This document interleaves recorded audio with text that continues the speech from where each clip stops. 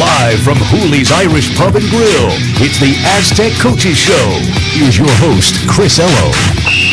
Hey, let's hear it, everybody. Welcome inside Hooley's Irish Pub and Grill in Grossmont Center. Ho-hum, another Saturday, another victory for Rocky Long and the San Diego State Aztecs. Tonight we talk about that victory and look ahead to Saturday night's game against Boise State. We are coming to you live from Hooley's Irish Pub and Grill, the official sponsor for the Aztec Coaches Show with Rocky Long. Hooley's, as you know, is home to the famous corned beef tacos and other award-winning menu items. And, of course, every Wednesday throughout this college football season, Hooley's at Grossmont Center right here. We will have Coach Long with us, and he is with us again tonight. Let's hear it for the 6-3 head coach of your red and black San Diego State Aztecs. That's not bad. Nice little response, Coach, to the victory. I thought maybe we could make you feel a little more at home tonight if everybody would just blow really hard and we could get a little wind swirling around in the building somehow. What was that like Saturday night at Colorado State? I was in the comfy confines of the press box. I did not get to enjoy the swirling winds quite to the same extent that you got to enjoy them for 3.5 hours on Saturday night, but you were telling me that is about as windy of a game as you've ever been a part of. It was as windy as I've ever been on the sideline for. The worst part about it was you never know which direction it was going, because if you knew it was going to be at your back for a quarter, you could plan or have strategy accordingly, and if you knew it was going to be in your face for a quarter, you could plan too. But about the time you were thinking about calling a timeout so you could punt with the wind or something, the wind would change. So it made it really difficult. I think it made it difficult on the kickers. I think it made it difficult on the guys trying to catch the ball. Their quarterback didn't throw it very well. Our quarterback threw it really well. He just had way too many drops, and I think that's because Ryan's arm is so strong. He was able to control the ball no matter how strong the wind was. But no, it was miserable on the sideline, and I'm sure it affected some of the play because it wasn't real pretty. But we controlled the ball pretty good and played pretty good defense and found a way to win. You know, the thing was, and you talked about that swirling wind, I mean, it seemed like it was changing almost from play to play sometimes because, as you said, I mean, Ryan's got such a strong arm. I mean, I think he was trying to adjust to the wind maybe in his face, and then he'd throw one and it would sail 10 yards over the receiver's head.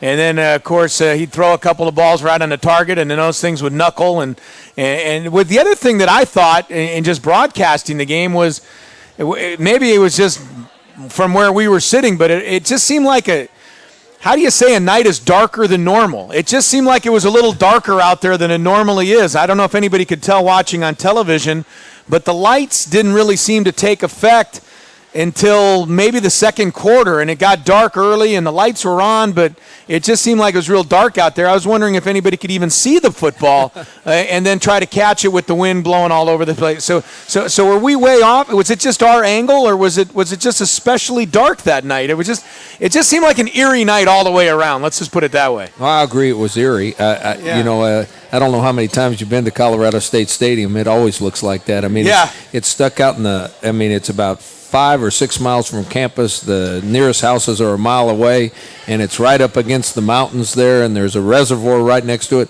Every time I've ever been there at a night game, I've thought it seemed a lot darker. Okay. It seems like Halloween every time I play at Colorado State, and I don't know why, but I think it's where the stadium is. It reminded me like of a night at Valhalla High School or something like that. I mean, you know, it's a college stadium, but it just had a high school lighting, and I thought overall, and I know you did, that your kids really responded to it. I know Miles Burris said after the game that the situation made it a little more difficult to play football, no question. We've talked about this throughout this season. I think that's the kind of game that perhaps San Diego State would have had trouble overcoming and winning in the past. And this team is tougher both mentally and physically. I think more skilled and more athletic. But I think to be able to overcome that, win on the road in a tough, tight game, tied in the fourth quarter, I mean, that's a real credit to your football team. Yeah, I think we've done that twice this year. I thought we did that at West Point. And at West Point, I don't think we played very well. And somehow we just hung in there and found a way to win it. And we kicked a field goal to go ahead, and then the defense eventually stopped them. So the games were similar. The difference at West Point, I don't think we played very well and found a way to win. Colorado State game, after you watch that, you're a little disappointed after the game because you win by 3, and you think you should have scored a lot more points, and it should have been easier than that. And then you watch the film, and we really played well. I mean, we kept the ball. I think we had the ball 92 plays, and we ran up and down the field, and we didn't score points. And then if you look at the defense, we give up 2 really long runs. And if you take those runs away and the 2 mysterious penalties away, they don't have but about 100 yards total offense. I mean, so when you watch the film, our team played really, really well and played well enough to score maybe 30, 35 points. Of course, we didn't, and that's what makes football fun to watch because we'd go up and down the field, and we missed 2 field goals, but we didn't put the ball in the end zone. But overall, it is one of the better games we played. I asked you this early in the week. I know it was your 4th down and 9. You're on the 29-yard line down there at the end of the football game and a tie score. You can't really go for it, but I just wonder, with Abel Perez struggling and with the wind conditions such as they were, did you have any thought at all of saying, I know this is only going to be a 34 or 37-yard field goal.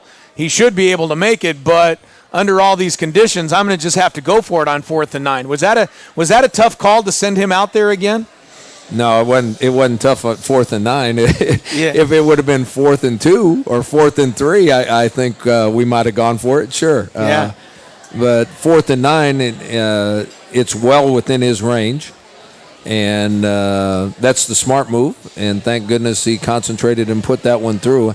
And I'm not sure his kicking problems in this game were his problems, because when you watch his technique and all the fundamentals about kicking, he seems pretty good. I think the wind had a lot to do with it. Yeah. Now, the one he made, he pounded it.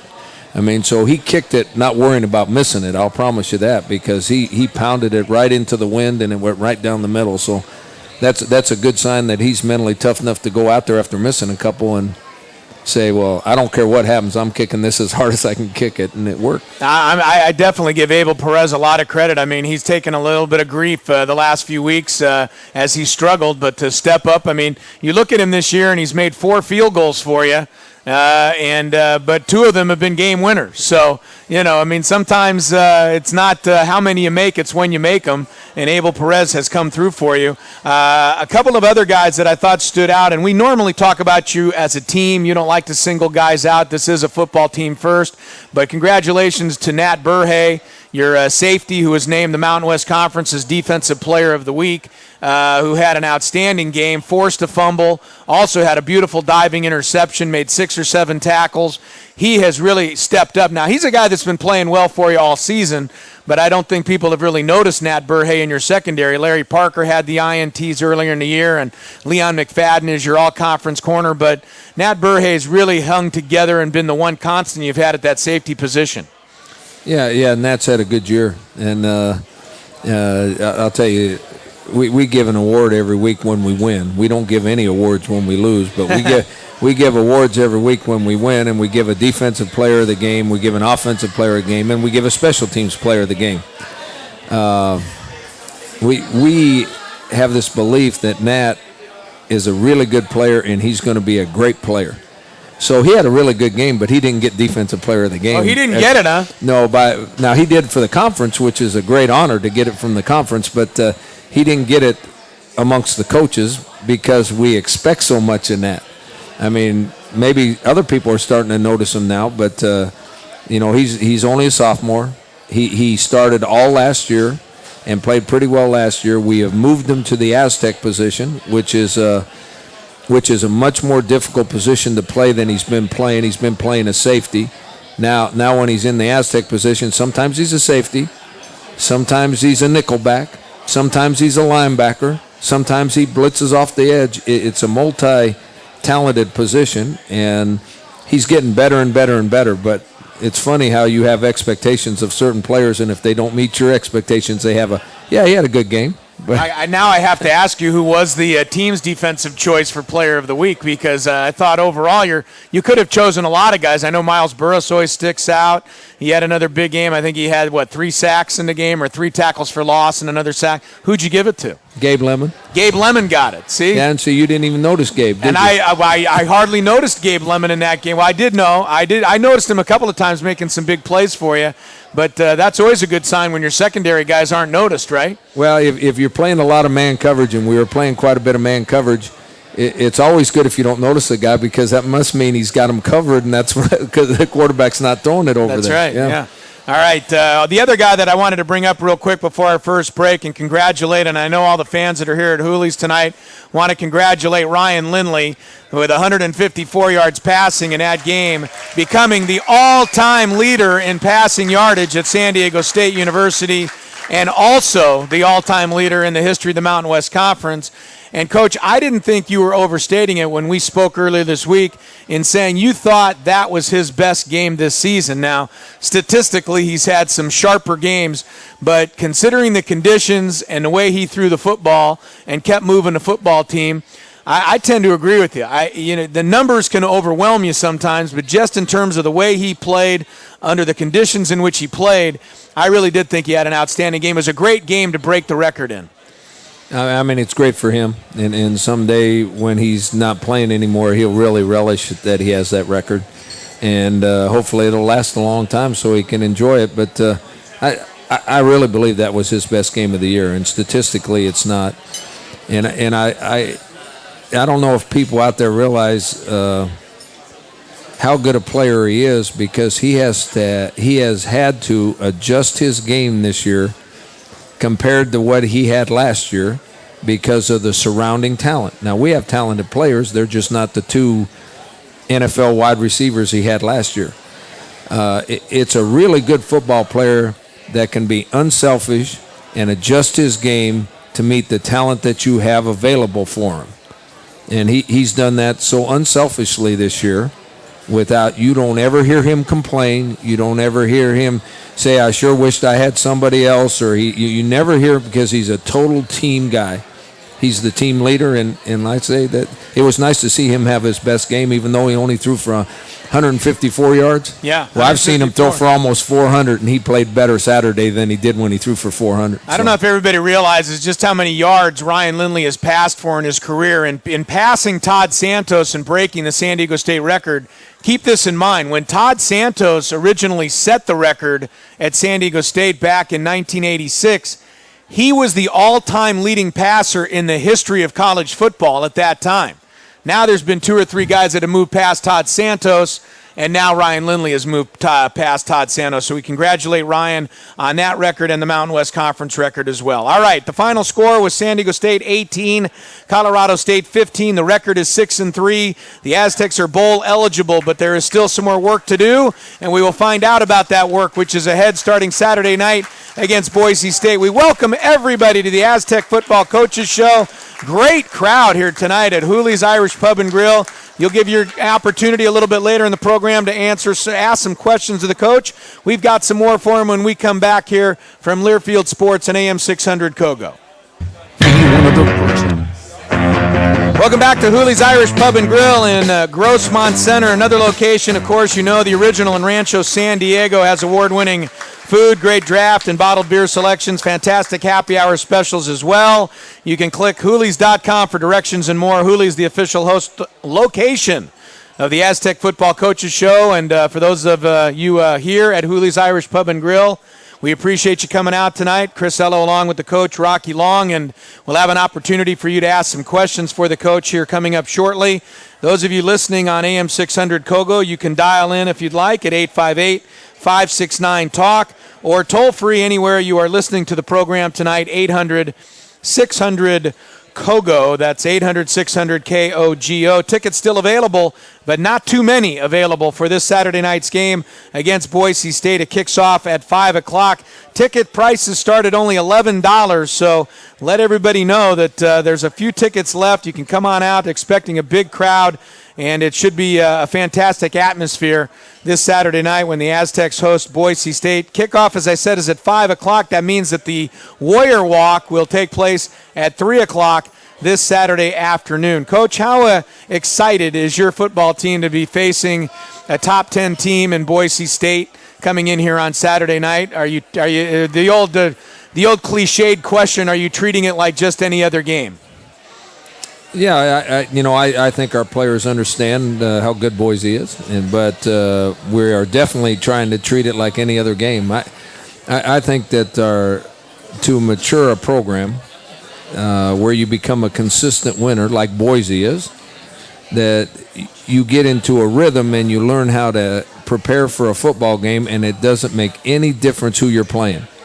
You approach it exactly the same way. It has the exact same importance to it. You prepare in the classroom and on the practice field exactly the same way every single week, and that makes you a consistent football team. And then once you start winning, you get into the rhythm and you get on a roll. Boise State's been on a heck of a roll for many, many years, and I promise you that they approach every game the same way. Their coaches approach it the same way. Their players approach it the same way.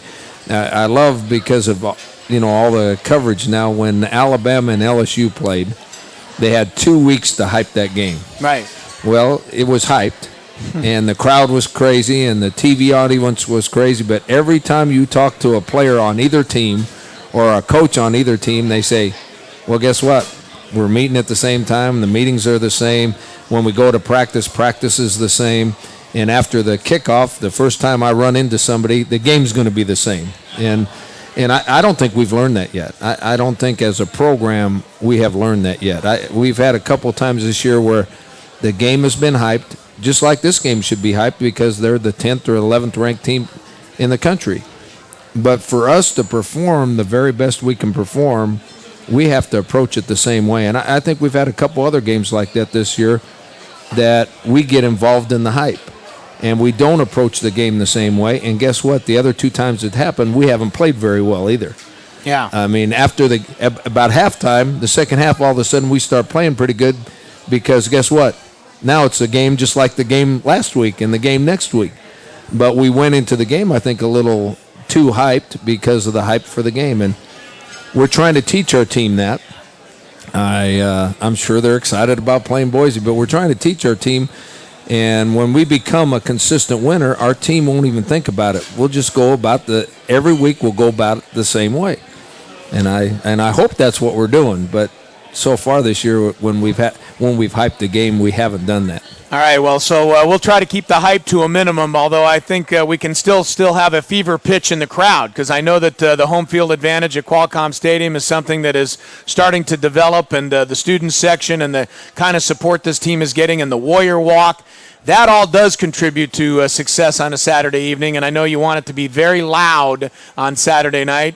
Maybe even have a chance to disrupt their passing game a little bit, force a couple of those false start penalties. Hey, every little bit will help against a team like this. Well, I think that you're exactly right. I think we got helped in one game this year. I'm sure the crowd turned the momentum in that game. And way back when we played Washington State, I thought we were playing okay. Washington State had the momentum. We made a play or two, and all of a sudden the crowd got into it. I'm sure the energy from the crowd and the emotion from the crowd carried over and allowed us to get over the hump and win that football game. And I'm as good as Boise State is, I'm hoping we have a home field advantage this week, and the crowd helps us get over some bumps in the road, because there's going to be some bumps in the road, because they're an awful good football team. They're pretty good. They were in the top 5, of course, as everybody knows, and then last week they lost to TCU at home 36-35, so you know they're going to be coming in angry and looking for a little redemption, but the San Diego State Aztecs will be at home and looking for a huge victory for their program, for our program here on Saturday night. We'll take a quick timeout, bottom of the hour, a Kogo News update, then we're back for the second half of the Aztec Football Coaches Show from Hooley's Irish Pub and Grill. Get your questions ready for Coach Rocky Long. That segment is coming up next from Learfield Sports and AM 600 Kogo. News. All right, welcome back to the Aztec Football Coaches Show. Chris Ello along with the head coach Rocky Long from Hooley's Irish Pub and Grill in Grossmont Center. Want to also thank our friends at Quality First Real Estate, San Diego's top real estate company. We can help you buy, sell, and manage San Diego real estate. When it comes to real estate, it's always Quality First. Click qualityfirstrealestate.com. We have arrived at the portion in our show where we open it up for questions for Aztec head football coach Rocky Long. The Aztecs are at 6-3, getting ready to host 10th-ranked Boise State on Saturday at 5 o'clock. Don't forget the Warrior Walk gets underway at 3 o'clock in the stadium parking lot at Qualcomm Stadium. It gets started in area E3 and F3 and finishes up in the Aztec Village and parking area F1. You want to be sure that you're there a couple of hours before kickoff on Saturday to be part of the Warrior Walk and welcome the Aztecs into the stadium. We have a phone call out in Carlsbad tonight, so let's go there and hear from Mike, who joins us from Hooley's Irish Pub and Grill on the Aztec Coaches Show. Mike, how you doing tonight? Pretty good. Thank you for taking my call. You betcha, sir. You're on with Coach Rocky Long. Go ahead. Yeah, Coach, I know that we're real thin at wide receiver, and I've been a long-time season ticket holder. I've seen tremendous wide receivers come through our program. But I was wondering why, since we're so thin, why true freshmen like maybe Larry Clark or Paul Pitts or Jamon Hasley, why they weren't utilized this year. Well, first of all, Larry Clark hurt his knee in training camp, so he wasn't. He just got back last week, and now he's on the scout team, so he didn't have a chance because of an injury. Paul Pitts actually played in the first two games, and then he hurt his ankle and his knee, and then he has got a slight pulled hamstring, so he hasn't played since that time. Jamon Hasley, we had decided to redshirt him going into the season, and we're going to still try to do that. I mean, when you have freshmen, they're always going to be better as fifth-year seniors than they are as true freshmen, even though Larry Clark might have played if he wouldn't have got hurt, and then Paul Pitts was playing but got hurt. Now, if we don't have to, we don't want to burn a redshirt year. Now, it looks, in another position, it looks like we might have to burn a redshirt year on one of our true freshman running backs because of Walter Casey going down and Ronnie Hillman having a bad ankle.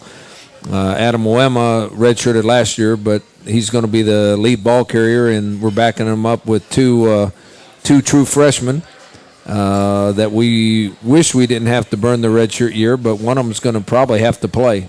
And I mean, with 3 games in the regular season left, that's too bad for the young man. But now we leave it up to them. And both of them said they're willing to play for the sake of the team. So, I like what Ronnie Hillman had to say, too, today in the newspaper when talking about his ankle. He said he plans on playing Saturday night regardless, and he's just going to go out there and play, and you're going to have to drag him off the field and tell him that he can't play. So, I mean, that's what we've come to expect from the San Diego State football team. I know in the game on Saturday night he was sitting over on the sideline with his jacket on in the second half. I kind of felt, just guessing from above that meant he wasn't going to be returning to the game. And then in the fourth quarter, you guys had a 3rd down and 2 or something like that, and there went Ronnie Hillman running out onto the field. Did he escape you and get out there, or did you send him out there? I mean, that's how badly all of these kids want to perform and help out each other, and I think that's such a great sign. Well, in Ronnie's case, he said he could have played, but as you watched him play in the second half, he was basically ineffective. Yeah. But that was a critical down in the game, and we know he's got really good ball security, and if anybody could get the 2 yards on a bum ankle, it would be him.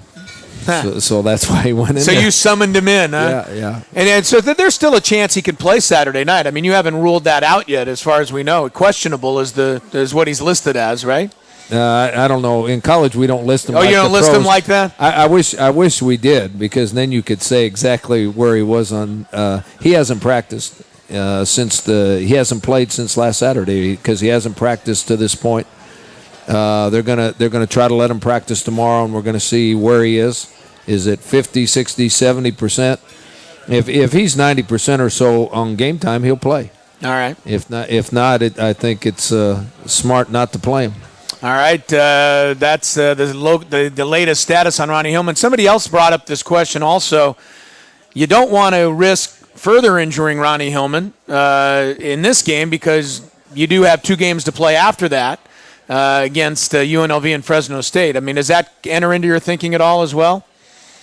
Well, it would enter. I mean, the next 2 games right now don't matter to us. Okay. They'll be important when we get to them, but you don't want to ever play any player that has a chance of re-injuring or re-aggravating an existing injury. And now, I truly believe that running back is the most dangerous position on the football field because you're getting hit from all different angles. Some of the times you don't see them coming. The guys that hit you, you don't see them coming. They're hitting you high, they're hitting you low, they're hitting you from both sides at the same time. So running backs are in danger no matter if they're healthy or not. And an athlete like Ronnie Hillman, if he is not 100%, it's really likely that he'll get re-injured or aggravate the injury, and then it's not smart to play him. All right, let's go out to the audience here at Hooley's Irish Pub and Grill. Our audience is getting younger and younger. Craig, who runs Hooley's Irish Pub and Grill, is just letting all of these youngsters into the bar these days, Craig, huh? Just all ages are welcome at Hooley's Irish Pub and Grill. All right, here's our first question of the night for the coach. Yes, young man, what is your question? I was wondering what you thought of Ryan Lindley's NFL chances. Good question. What are Ryan Lindley's NFL chances? Interesting question from the youngster. These guys, that's why we let them ask questions. They ask as good a questions as I do. So they know what they're talking about. They do. They seem to know what they're talking about. Yeah. Yeah. No, Ryan's going to be in the NFL next year for sure. You never know where he's going to get drafted or by who, but he's going to be playing in the NFL next year. I just, the situation that he'll be drafted into will determine on when he plays or how soon he plays. Sometimes rookies get to play because they're drafted into a team that need a quarterback right now, and sometimes you get drafted into a team that has a veteran quarterback and you have to wait your time. But he's going to be on some NFL team next year. How do you compare? Just tell us a little bit about what you've seen from Boise State's quarterback that we're going to get to see on Saturday night, and Kellen Moore, who is ranks slightly ahead of Ryan in terms of career yardage and career touchdowns. And boy, this guy completing 74% of his passes. I mean, that's pretty spectacular. And of course, he's got a great supporting cast, a left-hander. But we're going to get to see 2 of the best quarterbacks in the country going head-to-head here on Saturday night. Tell us what you think of Kellen Moore. Well, I think Kellen Moore is the most accurate passer I've seen on film, and I think that he would be one of the first guys picked in the draft if he wasn't just 6 foot tall. He has a presence about him. He's comfortable in the pocket. He never seems to be frazzled or upset or anything. And obviously, he's been their starting quarterback forever, so he's got a great handle on their offense. He knows where to go with the ball, and then he's got great guys to throw it to. So that's a pretty tough combination. I actually think Ryan is a better NFL prospect because Ryan is 6'4" or 6'5". Ryan has a stronger arm. What I'm most impressed with Kellen is that his command of the offense, he always seems to throw it to the right guy by the coverage you give him. And then he puts the ball in the hands more than any other quarterback I've seen in college. Yeah, he's pretty spectacular, and he's going to be fun to watch, although frustrating to try and stop, certainly, on Saturday night. All right, Polly, what's our next question for Coach Rocky Long?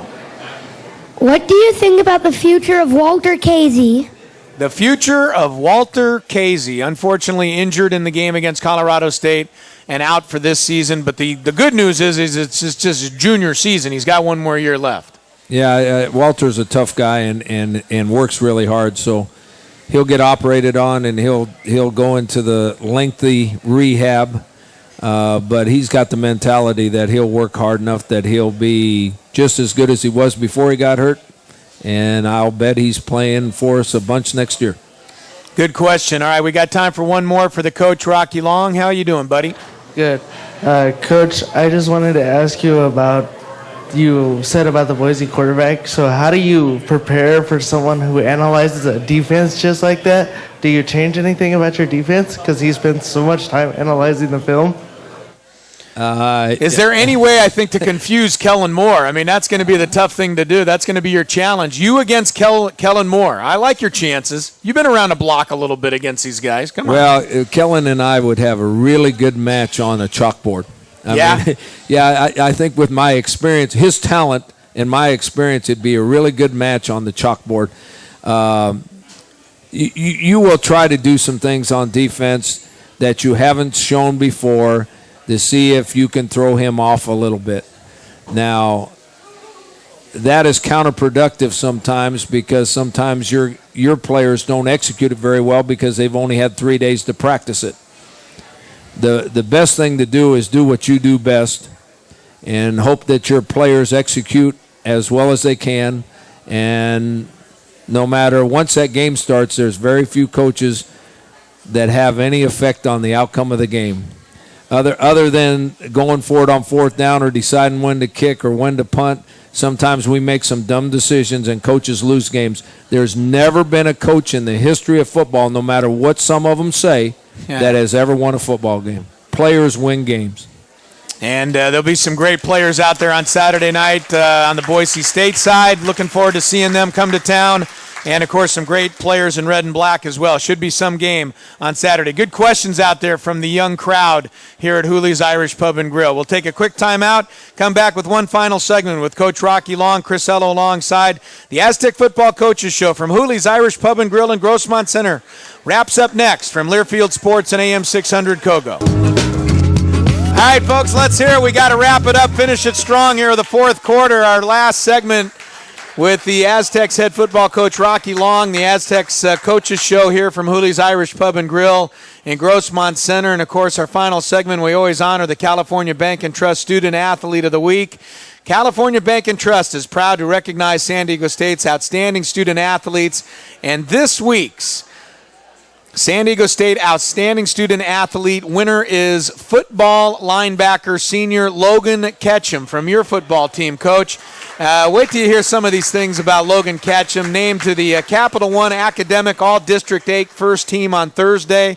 Logan is the first Aztec named to Academic First Team since 2006, and he is now eligible for Academic All-American honors, which are announced later on this month. Logan currently has a 3.59 grade point average.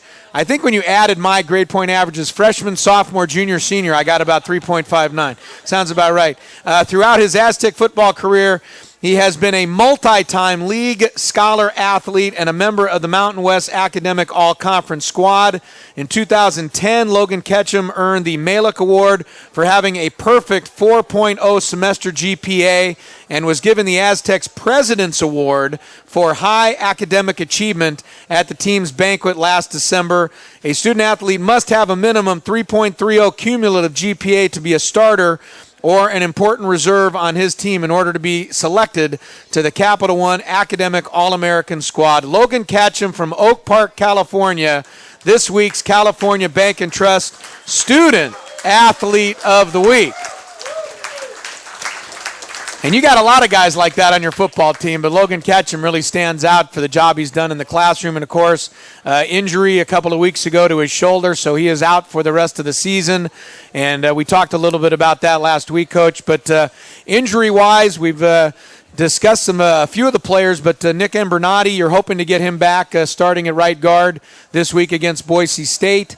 Any other injury situations that we need to be concerned? Well, you're concerned always, but how is the health of this team coming in? Because it's getting into that part of the season where everybody's injured a little bit. Yeah, we've our luck was holding till the last 2 weeks, and we've lost a few starters now. Nick Embernati's back. He missed last week with a concussion and didn't clear up like he was supposed to in order to play in last week's game, but he's going to play this week. Khalid Stevens, after 2 weeks, missing 2 weeks, he's back, and he'll probably play this week. But we lost Walter Casey, and we lost J.J. Ateli, which was our starting defensive end. So the injury bug is starting to hit us a little bit. And we've been pretty lucky up till the last 2 weeks, and we've lost starters in the last 2 weeks that make our depth not as good. And we're playing some younger players that hopefully are ready to start. They better be ready because Boise State's coming to town on Saturday, and nobody ever feels sorry for you when you've got some backup players in. Those kids get their chance to step up, and I'm sure that's how you coach it. I mean, you say, hey, look, man, you're on this football team.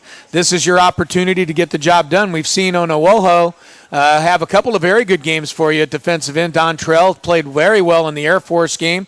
He's going to get a chance to start at defensive end and hopefully have another big game against Boise State. Yeah, I think it's tough for any kind of young lineman to play, either on offense or defense, because the guys are so big and strong up there, and they're not quite as mature as against the guys they're playing against. They're not quite as mature, but he's the starter, and he's going to have to, for us to have a chance to win, he's going to have to perform well. All right, as far as 6-3 is concerned, you talked about getting win number 7. Putting yourself in a real good position to get to a bowl game. 8-4, 9-3 is still a possibility. Are you guys talking at all about the bowl, the postseason, or anything like that, or is that just for fans and media people to kick around and kind of schmooze over? Because you got too much stuff to worry about and your plate full for Saturday. No, all we've ever talked about was getting bowl eligible, and we got bowl eligible. I think it's the first time since San Diego State's been a Division I program that they've been bowl eligible in back-to-back seasons. That's right. Let's hear it for that, too, because that's no small accomplishment considering where this football team has been and where it's come from. So, we don't worry about it because it's out of our hands, and hopefully by the end of the year we get invited to one of those games so we can continue the season. You'll probably say yes if they invite you. Is that what you're telling me? Anybody that invites us, we're going to say yes. You're going to probably say yes. All right. Well, we're inviting all of you to join us on Saturday at Qualcomm Stadium. Don't forget to be there at 3 o'clock for the Warrior Walk and then 5 o'clock for the kickoff when the Aztecs take on the Boise State Broncos. And by the way, hopefully the next time we all reconvene, we will be all talking about the first ever San Diego State football team victory over a top 10 school. I didn't know if you were aware of that, Coach, but the highest ranked team San Diego State has ever beaten is number 12, Iowa State, which was back in 1981. So you got a crack at a top 10 team. We wish you the best of luck. Thank you very much. All right, we want to thank our crack support staff that helped make it work, starting with the man who runs the show at Hooley's right here. You can always buy him a beer. He'll be more than happy to accept. That's Craig. Thanks, Craig, for having us out at Hooley's. Thanks to Scott Horvath, beaming us all over the world on GoAztecs.com, and the lovely Polly on our question and answer segment. Our on-site engineer is the best in the business, Mr. Kevin Boyle. My Cracks staff is led by the lovely Tiffany back there. Thank you, Tiffany. And back in the studio, Kevin Finnerty. For Coach Rocky Long, I'm Chris Ello. No show next Wednesday night, folks. It's Thanksgiving Eve, so everybody relax, enjoy, be with your family. But we will be back with the Aztec Coaches Show on Thursday, December the 1st at Hooley's. I'm Chris Ello. Good night, everyone.